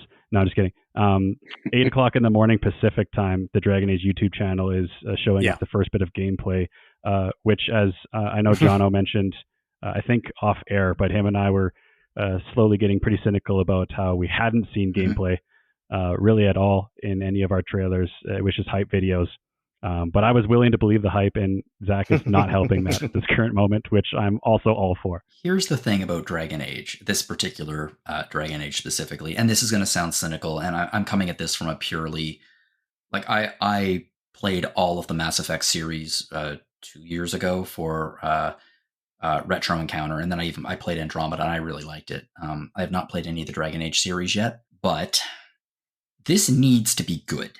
Like, I don't want to sound negative, but this game specifically, this game needs to be really, really good, because the last Dragon Age game was, a lot of people really like Inquisition, but there were a lot of complaints about a lot of aspects of that game. And Anthem, Anthem is Anthem. Mass Effect Andromeda, I really enjoyed it, but it was a miss in so many ways. But both the Dragon Age series and BioWare need this to be good. This might be a make or break game for the studio. I am very hopeful that they're going to make it. But like, the stakes here could not possibly be higher for this game. It's definitely BioWare's Starfield. Yeah, we'll see if. Well, I think that's generally fair. Yeah, I think that's generally fair. I think that BioWare went on this absolute heater in the 2010s. And kind of early 2000s, and then seemed sort of untouchable, I guess, just to like a casual person like me. And so I think 10 years now after Inquisition, the last game and the only game I've ever stood in line for a physical release for, I think that's a pretty. It sounds kind of hot takey, I think, to some people, but that's That's somewhat fair, I think. This game needs to be good. It just needs to be good. For them to have any credibility with a new Mass Effect game, especially, it needs to be good. I will say, though, if it comes out this year and it's good, and Indiana Jones actually comes out this year and it's good, I don't know, man. Xbox is back. I mean, that's all I'm saying. Oh, that's another thing. Oh, sorry, I'll amend it. Dragon Age, BioWare, and oh my God, Microsoft need this to be good. True. They just spent $65 billion. Oh my God. Okay, well, you brought up, I don't know, the sound effect that happens when someone loses the showcase and the price is right. So let's talk about Starfield. Bethesda had a sad show this year. So they announced Starfield DLC Shattered Space, which brought a certain, shall we say, grunginess to Starfield that had been lacking. Everything that we've seen of Starfield so far was very white and clean and NASA-esque, and this brings some grit into it, which is, I think, what maybe the game needed in the first place. Actually, I was looking at it and I was thinking, wow, this actually looks a little bit like The Outer Worlds. You know what it looks like to me? And this is a deep cut. Have you guys ever seen Titan AE? Yeah, I've seen Titan AE. Oh, yeah. Oh my God, is that a cut? Yeah. Titan AE. I love that movie. There is a very specific age and just general target group that is like trying not to drive into the ditch right now as they're listening in their commute because they just got hit with a Titan AE on the blind side. Woo! Titan AE is it's a very deep cut. It was, for those who do not know, it was a movie that was an animated movie that was released in 2000. I think Joss Whedon wrote it and then disavowed it. But it had the thing that irritated me the most in the entire thing. In the very beginning, this scientist character invents a button, and he has this button, and they're like, "What does it do?" And he's like, "I do not know. I do not know what the button does." And this goes on the entire movie, and you're like, well, that's clearly a Chekhov gun setup for whatever the problem is at the end of the movie. He's going to push the button and something's going to happen, and that's going to help solve the problem at the end of the movie. And the button's never mentioned again, and it always drove me friggin' crazy. I was like, you set up a button, and you were like, I don't know what the button does, and then you never pushed it. And frankly speaking, the movie is dead to me because of that. It's funny. It was a 3D animated science fiction film, for those of you who are not aware. It preceded The Spirits Within by a year, by the way. Just want to point that out. And it's a better movie, too. Yeah. Anyway, I'm actually kind of hyped about the Shattered Space DLC. And the thing that actually maybe the most hyped thing that they released at this Xbox showcase, which was hyped to begin with, is the announcement of Creation Kit, which is long overdue. For Starfield. They had promised it in Q1. You and me are on the same page about this year. Because you know what I want? I want vehicles for traversal. I want some artisanal planets. That would be swag. I want fans to fix the game, but Yeah. Is anybody else excited about Creation Club? Anybody have like a request for the Starfield Creation Club makers out there? That might be listening. I don't give a shit about the Creation Club. I give a shit about mods. I'm trying to think about what you would have to do to get me to be excited about a Bethesda game, and I can't think of anything. So, well, to be fair, Zach, they aren't trying. So wait, we're not at Fallout 76 yet, are we? Oh God, Jesus Christ! I have to talk about Fallout 76. The first things that Jono and I both wrote for this website for Fallout 76, and neither of us are happy about it. So, okay, I feel we're at 102 minutes. We're getting off the rails. I feel genuinely sorry for Bethesda, because Bethesda was clearly they clearly were not prepared for the level of success that the Fallout TV show was going to deliver. They were not. I don't think they were ready for it. And the way you know they're not ready for it is because they don't have a single thing to show about Fallout except for Fallout 76. And their God, 76 is doing its best. So they announced a new piece of DLC for 76. It's going to involve the first map expansion. But their big thing is now you can play as a ghoul, because the ghoul is such a great character from the TV show. And they're like, you can play as a ghoul now. It's just a skin. Yeah. Who cares? So, yeah. But what drives me crazy is I mean, I was not hoping for this, but I'm thinking if Bethesda had their ducks in a row, they would have a remaster of Fallout 3 announced for this show. Or a pair of remasters, 3 in New Vegas. I mean, like Skyrim Special Edition for those 2 games would be. To be fair, that would involve Bethesda like trying to find out where they buried New Vegas in their backyard. They have to try to pull it out of the very deep, dark well that they've shoved that thing down to drown it. Underneath the headstone marked Oblivion. But seriously though, like the level of success that Fallout had, and like Fallout 4 has been getting like insane game numbers, and oh my god, you think they would want to capitalize on that by releasing, I would assume, an incredibly buggy remaster of Fallout 3, but they didn't. They had nothing to announce, just a 76 piece of DLC, and it's sad. It was sad. I mean, what if they pulled a Mario Kart 8 here and just released like new DLC for Fallout 4? Sorry, I thought for a second that you were going to suggest that they release a Fallout kart racer. A Fallout kart? Yeah. Oh, that would be now that would get me excited. Actually, that might work. I mean, the blue shell would be, the blue shell equivalent would be obvious. Just drop an A-bomb on the person in the front. The mini nuke. Yeah. Power armor kart race. I think that's a wonderful idea. It's a better idea than apparently Bethesda had. Look, I was not expecting a Fallout game here. I kind of predicted one jokingly last week. I was not expecting them to pull it off, but it's just such a sad thing that they had this massive success and have like an entire audience of potential gamers that are just hungry for, oh, this television show, I loved it so much. There's more. Can I have more? And Bethesda's like, you can have all this old stuff. And people are like, people don't want old stuff. People want new stuff, or they want new stuff with a bow put on top of it. And they didn't even deliver that. It's a shame. They could have done it. They could have put Fallout 3 remastered into development about a year and a half ago, and it could be done by now. Again, it would be buggy as shit, and you'd fall through the map every 3 steps, but it would be out. True. Or they could even have like put the Fallout 3 stuff into Fallout 76, because Shenandoah is like 45 minutes from DC. They're going to shove everything into that stupid game. The fact, like the pit, for example, like the fact that the pit is already in that state 20 years after the bomb spell, and then 300 years later, it's basically in the exact same state. Bethesda doesn't give a shit about consistency with their timelines or anything like that. They just don't. And that's fine. But I just thought they would have more content. I really did. I thought they've got to have something, because this is such a massive opportunity, and they're just standing there looking dumb while the ball goes straight over the plate and they're not even bothering to swing at it. And it turns out they're not even bothering to swing at it. Go figure. Oh, well. Not to pile on, but like for this studio to have their ducks in a row, this is the same company that releases the games in the Okay, yes. do, right? Admittedly, you may have a point there. Don't skip the game of the show or the game of Not-E3. The game of Not-E3. It's Clair Obscur Expedition 33. Yeah.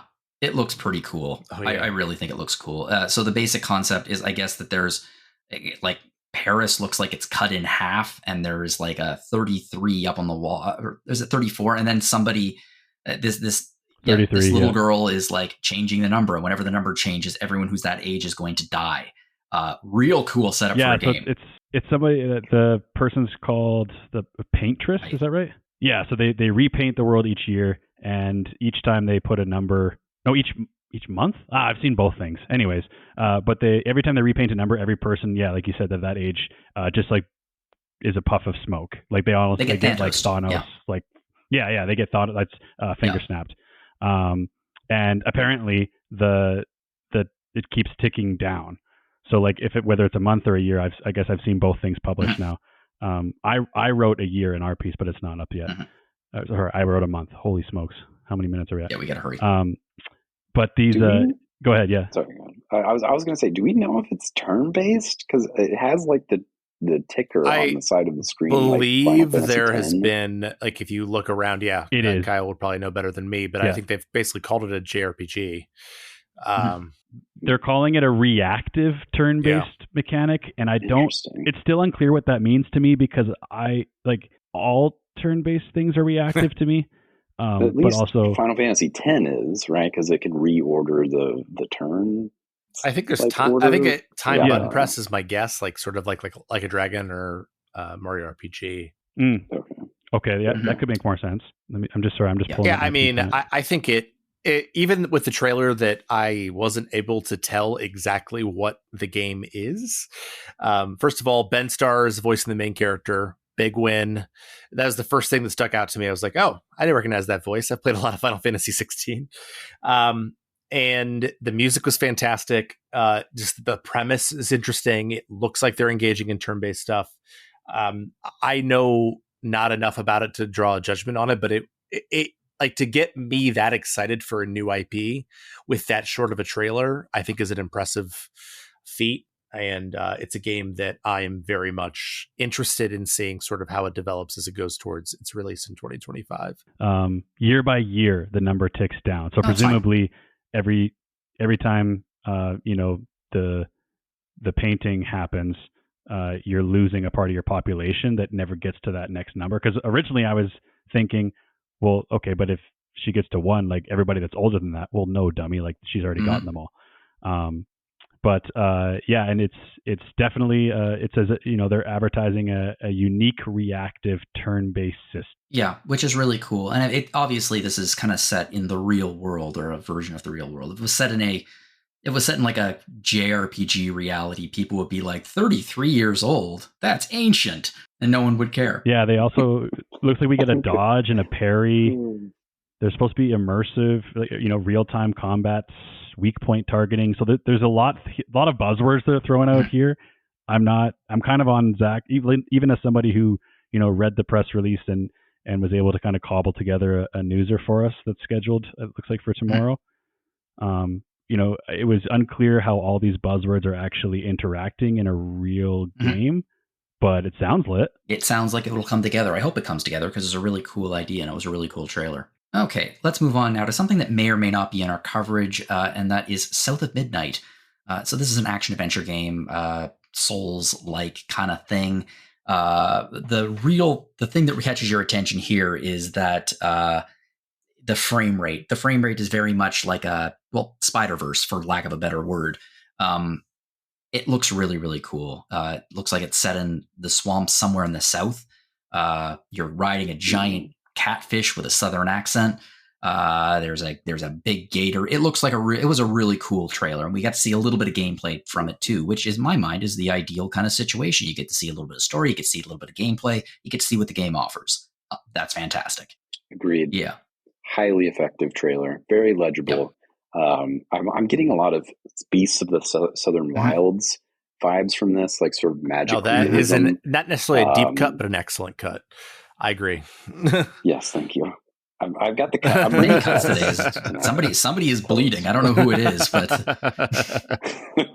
it's me. Nostalgia. It's always me. Nostalgia is just bleeding in the corner thanks to all the deep cuts Noah's making. Yes, sorry. My typing fingers. Oh, thank you.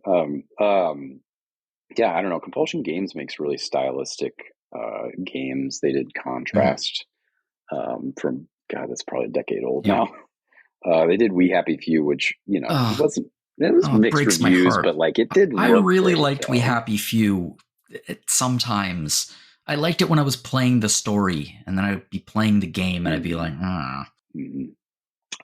But yeah, I do love that like Spider-Verse, Puss in Boots sort of aesthetic that it's got going on. Yeah, game looks great. I'm going to be playing. I think it's going to be good. I hope it's going to be good. Okay, let's move on now to what I assume is an animated movie called Fable, because we've seen no gameplay for it yet, ever. I think everyone at this point is looking at this game with a little bit of side-eye thinking, is there actual gameplay? I don't know. Of course there's gameplay. Now the question is whether or not it's good gameplay. But we don't know because we haven't seen any. We've seen lots of story. We've seen lots of somewhat awkward British humor that, to be honest, is feeling like it's trying a little bit too hard to me. Didn't love this trailer. I don't know if anyone else feels like that. Yeah, I love Zach Zwiesen's title for the Kotaku article. That Xbox swears Fable is coming.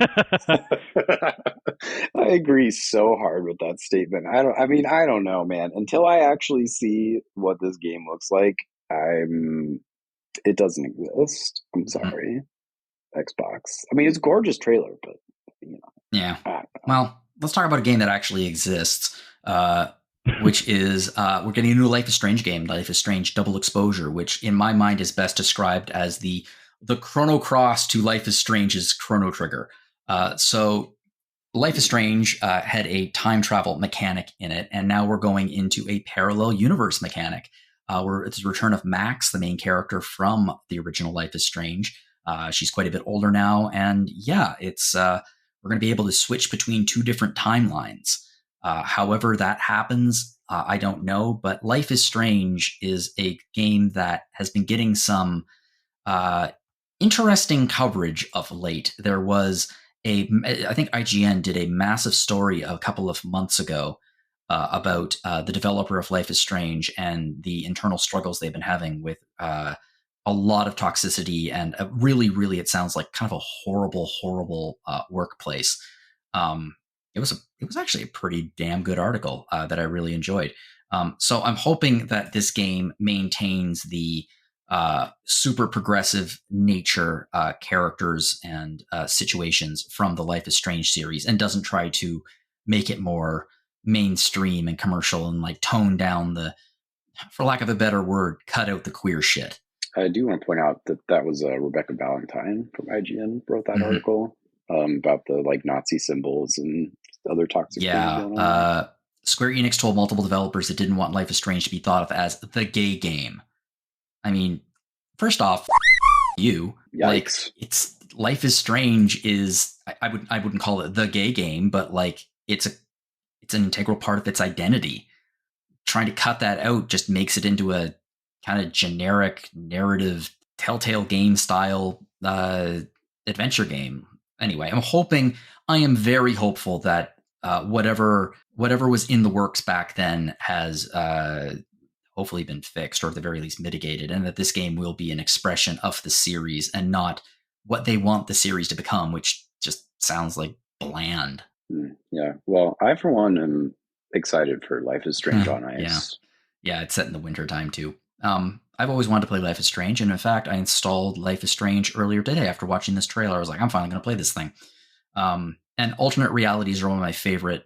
Actually, it was one of my favorite narrative devices. It's been getting overused in the last few years in terms of video game or in terms of superhero narratives, but I'm hopeful that they are able to do something new with this. So, last game for the Xbox Gaming Showcase that I want to talk about is Obsidian's Avowed.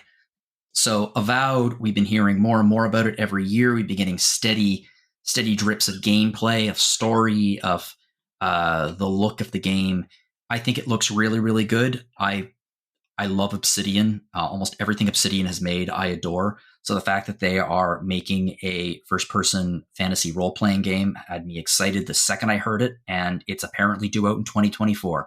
So I really, really, really hope this thing is good, and it looks really good. Is Obsidian like the publisher or the developer that Bethesda thinks they are? That's one way. That's one way of putting it. Obsidian was they kind of got their start as I guess, cleaning up other people's messes. They got Knights of the Old Republic 2 after BioWare passed on it. So they did Knights of the Old Republic 2. They did a bunch of others. They built I would argue the main foundation of their reputation was built on Fallout New Vegas. And then when for sure, Certified New Vegas is brilliant. But then from there, they started to branch out, and they did Pillars of Eternity as a return to the CRPG genre. And since then, they have been just releasing amazing games. They released Pillars of Eternity 2, Deadfire, The Outer Worlds, which I love. I know a lot of people feel interesting things about it. Pentiment came out, and Avowed is now coming out. So people are really, really hoping for I think people are hoping for Obsidian Skyrim. I don't know if they'll get that or not, but I know a lot of people are hopeful for it. Outer Worlds is good. Why do people feel things? I think it's gone. Every trailer that they show for that game both looks better and more colorful, but also like less like the sort of perceived Skyrim Obsidian take. It doesn't look like it's going to be like I don't think it will be either. I think that's what people are hoping for, but it's also not open world. It looks more Yeah, it looks more action oriented. There's a lot of magic too, right? Like she's I was just gonna say she's she. Do we know if it's a she, they, she, he? I think it's a character created. I think it's a player created character. Yeah. Oh, okay, yeah. Like I mean, so at the end, like they're kind of glowing, right? Like they're. But I mean, the game is an open world, so it'll be very. I imagine that the structure of it will be somewhat similar to the Outer Worlds, in that there will be expansive areas to explore, rather than a fully interconnected open world. And apparently it's set in the same, if you've played Pillars of Eternity, it's set in the same world, so a lot of the lore will still be there. I know that a lot of people are pretty excited about this. I'm pretty excited about it. So I really hope that it lives up to that. Delete the next game. I really hope it lives up to people's expectations. And finally was the PC Gaming Show. The PC Gaming Show is always the last show in the thing, and I don't mean this to seem like a reflection on the work that they do, but oh my god, this thing is a slog. It's 2.5 hours long. It feels like 9 hours by the end of it. It's just like so much content. It's just so many trailers. They've really backed off the skit comedy this year, thankfully. They kind of fell into this. It's the 10th year, so we're doing an award show thing, which worked for them. I kind of hope they keep that downplaying it next year. Really, there was a lot of good trailers here, surprisingly few that focused on us. And we're running out of time here, so I'm going to just jump to my game of choice for this thing, which was we finally got to see something of the rise of the Golden Idol. I got to be honest, Case of the Golden Idol might be one of my favorite gaming experiences in the last 5 years. I love it. I think it's so good. It's just an incredible, incredible mystery gaming experience that scratches many of the same itches of Oberdin, for example. And the fact that they're releasing this sequel that looks like it's following up on the gameplay, and we're just going to get more of it. Oh my god, I'm so excited for this game. And it looks amazing. The graphics look so ugly. It's great. Has anyone played... Am I the only person at the site who has played Case of the Golden Idol? Because I kind of feel like I might be. I wish listed it because you like it. It's so good. I highly recommend it. No, you got to play it. You just got to play it. Well, your passion for it inspires me. So it's the game is you are given there's an overreaching story, and it jumps around from time period to time period. But each level, quote unquote, is you're given a tableau that shows about 5 to 10 seconds after a murder has occurred. And that's all you're given. And based on the clues, you can click on items, you can click on people, hear what they're saying at that moment. You can see what they're holding. You can examine the documents in their pockets. Based on this, you gather together words.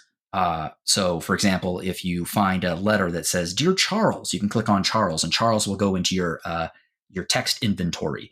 And then you switch over to another screen, which is the story of what happened. And using these words, you have to assemble the story of exactly what happened based on what you've observed. And it's just fantastic. It's so good. Anyway, it looks like this game is going to be doing the exact same thing. And I am just hugely in favor of there being a sequel to this game. I can't wait for it. Is that the one you said you played with your partner? Yeah, it's great. It's a great couch co-op game, too, with your partner if you want to sit on the couch and just go through the mystery. I love it. I highly recommend it. Is it appropriate for younger ones? Oh my god, no. Not unless there's a lot of murder. There's a lot of murder, a lot of blood, a lot of blood. It's a murder game. It's a game about murder mysteries. Depends on how young. If they're like over the age of 12, I think it's fine. But if they're like kids, that's a little trickier. Yep, great call. I do want to ask, what's the obsession with the word rise? Since Star Wars Episode 3, I feel like it's in every trailer now. It's the word rise. Anyway, it's a good descriptive word to describe a movement. Yeah, it's rise. Things are rising up. It's excitement. Speaking of rising up, actually not rising up, going to bed. It's getting pretty late here, so we're going to tie this into the discussion question this week, which is going to be, I want to ask the panel, are there any games that I did not mention or any games that are not in our coverage that you'd like to put a spotlight on before we go away after this Not-E3 season? I do have a couple that I'd like to highlight. Deathbound, which is like a Souls-like game where you play as a party as one character, which I think is really interesting. I mean, all Souls-like games are party-based in that they're sort of multiplayer-centric. But this one is especially the party mechanic is built into the character itself, and you can do like combos with that. I think that's awesome. I also liked Mexico 1921, which is describing like a really important event in Mexico's history. Also looks really cool. Going to be a great narrative game. And then Flintlock: The Siege of Dawn, I think, is really stylish. Also looks like an interesting Souls-like. Kind of gives me Lies of P vibes. So just wanted to shout out those few games. I also think Doom, the new Doom game with the shield, looks really cool. Oh, I think it's a great idea to advance the Doom series by like putting it into a time period which it never explored before. Great idea. Yeah. Kyle or Zach, are there any games that you would be interested in talking about? I'll just highlight just one that we just kind of didn't have time. We kind of had to cut. I know that a lot of our kind of like puzzlers or our 2D ones, there's that Arranger game that got a release. Role puzzling adventure, yeah. I just think it's neat that like everything moves every time you move your character, and I just think that that's one of those creative twists that I have no idea if it'll work or not, but it's just really cool to see, people get that far outside the box, even though it seems like such a simple thing. For me, it's Phantom Blade Zero. And I, for the record, we have Mario here as well, and he played a ranger and said it looked really cool. So we got some hands-on time with it. But he also got some time with Phantom Blade Zero, and he said that it's just it's a frenetic action game that is really cool and really stylish. It has RPG elements. I think it's in our coverage. So that's probably the game. I mean, there's a reason that Summer Game Fest ended with it, even though it was an underwhelming show. I still think it's a great looking game, and it's one that I'm very much looking forward to. Cool. Well, like I said, there was a lot that we could not cover in this Not-E3 season, but we're going to be covering it as it comes out. So believe us, this is not the last you're going to hear about a lot of these games. And also, to be frank, there's a lot of shows that haven't happened yet. Ubisoft is tomorrow morning, I believe. We don't know when there's going to be a Nintendo Direct yet. But if there is a Nintendo Direct, like I said, we'll be talking about it on the next episode of Random Encounters. That'll be $2.99. My God, what comes after that? So there's a lot to come up in the future. So I implore you, stay tuned. And I really, really, really hope that there was something in this year's show that you saw and you went, that's a game for me. Because the thing about shows like this and the thing about all of these shows is sometimes it's easy to forget that not everything is for you. And I have to tell myself this all the time, where I'm watching it and I'm like, oh God, another 5v5 shooter, my God. But I'm like, not everything is for me, And I need to remember that. And I hope that there was something out there that you saw and you thought, that's for me. I'm going to play that. I can't wait for that game. That's my most anticipated game of the year, because that's a great feeling. You know what else is a great feeling? Supporting us here at RPG Fan. And you can do so by visiting our shop at www.rpgfan.com/shop. We have a collection of review cards. It's called the RPG Fan Review Card Collection. It's a collaboration with Hyperplay RPG, and it is a book that is full of 300 of our review cards, as you can see on Instagram or other social medias. I love this thing. It's so great. I have 2 copies on my shelf right now, and it's a blast to see my name in print. But also, it's actually a pretty useful guide. If you're just looking for something to play, flip through this book and you kind of get a quick overview of what the game is. You get to see the scores, the pros, the cons, some screenshots. It's a really cool book. I highly recommend it. Another way you can support us is by checking out our past episodes of Random Encounter. So last week, I got a chance to talk about Hades 2's early access. It sounds like there is already an astounding amount of content in this game. So if you were waiting until the full game to play it because you don't think there's very much there, apparently there's a lot there and it's worth playing. So check out that episode. This is not the only podcast we have here at RPG Fan. We also have Retro Encounter, which is our podcast focused on retro games. Last week was the second part of our 2-part Omari episode. And then next week is going to be part 1 of Grandia 2. There's going to be a 2-parter there. So absolutely check that out this week. We also have Rhythm Encounter, which is RPG Fan's music podcast. Last week was kind of an interesting, different concept. It focused on songs with similar names from different games. So give that a listen. It's a bit of a trip, but you're probably going to be hearing some some very different music in that one than you probably usually hear on Rhythm Encounter. If you'd like to get in contact with us here at Random Encounter, you can fire us off a message at podcast@rpgfan.com. Would absolutely love to hear from you if you have any discussion questions. We're going to be getting back to the regular discussion questions next week, but this one, there's just so much to talk about. If you'd like to send me an email, you can do so at jlogan@rpgfan.com. You can also find me on Mastodon at johnlogan@mastodon.social. So we have a lot of people on the podcast today. Let's talk. Noah, where can we find you online? You can find me at Noah K on Blue Sky, but you can also find me Noah K. Leiter on YouTube. I just wanted to shout that out because I am making a best of E3 trailers, best of Summer Games 2024 trailers, which you can see on the playlist on that channel. So check that out. Awesome.